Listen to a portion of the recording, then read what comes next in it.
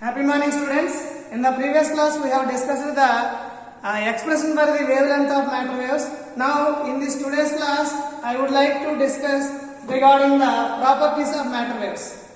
Yeah, if you observe the wavelength expression in the matter wave, that is lambda equal to h by mv. In the sense, if smaller is the mass of the particle, greater is the wavelength associated with it. That is the first property of the matter wave.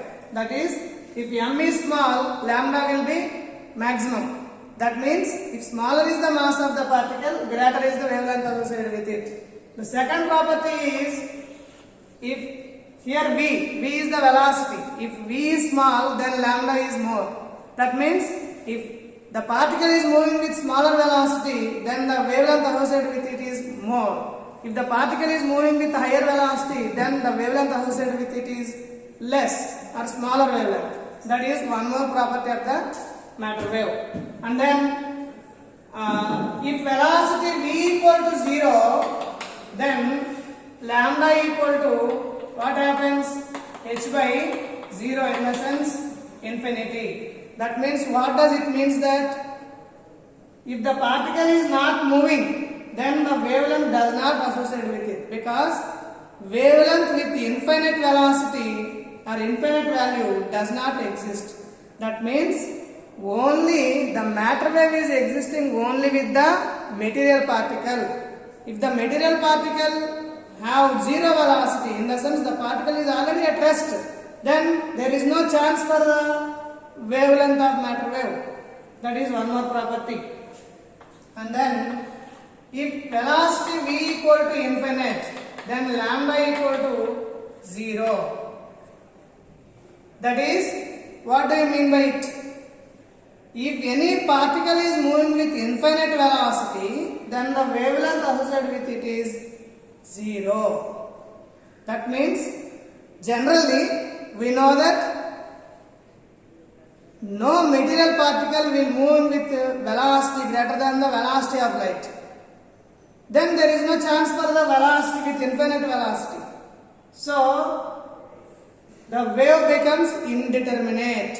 That means if velocity v equal to infinity, then the wave associated with the particle is indeterminate. That means wave does not exist. That is one more property.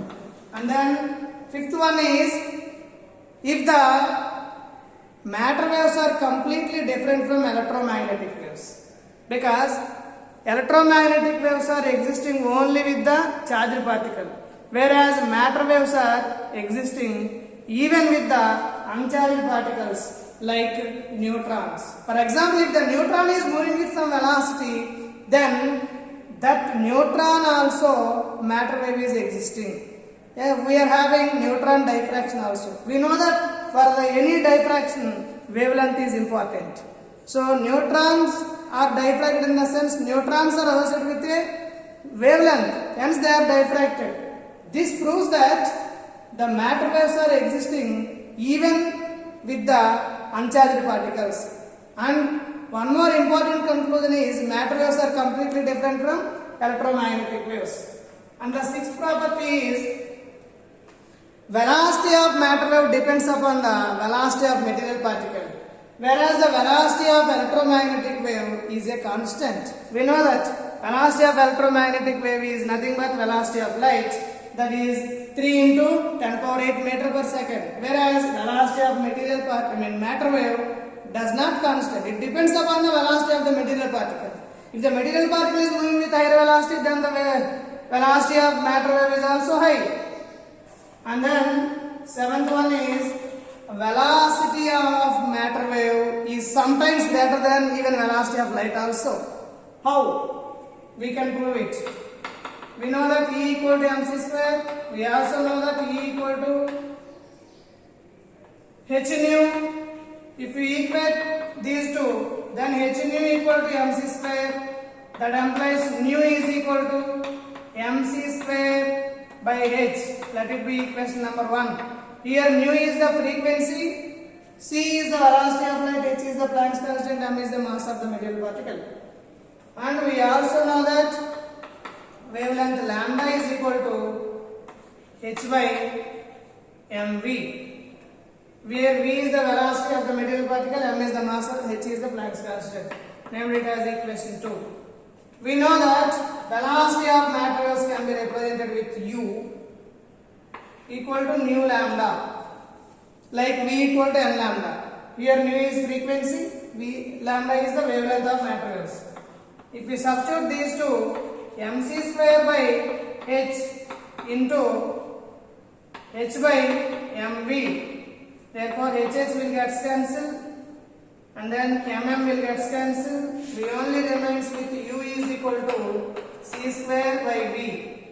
Here u is the velocity of matter wave, v is the velocity of material particle, c is the velocity of light. So velocity of light is constant, velocity of material particle never exceeds. So velocity of matter wave is greater than the velocity of light. This is how he proved that, he in the sense de Broglie himself. And the eighth one is velocity of matter waves are existing even with the charged particle or uncharged particle, but they must move, then only matter waves are existing. And the ninth property is matter waves, both the natures does not exhibit in a single experiment. That is, if the wave nature is predominant, then particle nature will be disappears. If the particle nature is predominant, then wave nature will be disappears. It is just like a whale in the water and line on the earth. So both are having their strengths only if they are in their relevant fields.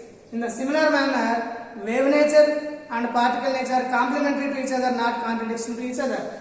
And this particular wave and particle duality of matter waves leads to the concept called uncertainty. That means if there is a certainty in the wave, then there will be uncertainty in the location of the particle. Similarly, in the same manner, if there is a certainty in the location of the particle, that is position of the particle, then there will be uncertainty in the momentum of the particle. So this leads to the uncertainty principle, that is Heisenberg uncertainty principle. These are all properties of matter waves. In other words, these are nothing but differences between the matter waves and the electromagnetic waves. Thank you. All of you note down it. In the next class, I would like to discuss the importance of matter wave and its significance and how the matter wave can be represented. There is a separate function called Schrodinger wave function. We are going to discuss all those things in the next class. All of you note down it. Thank you.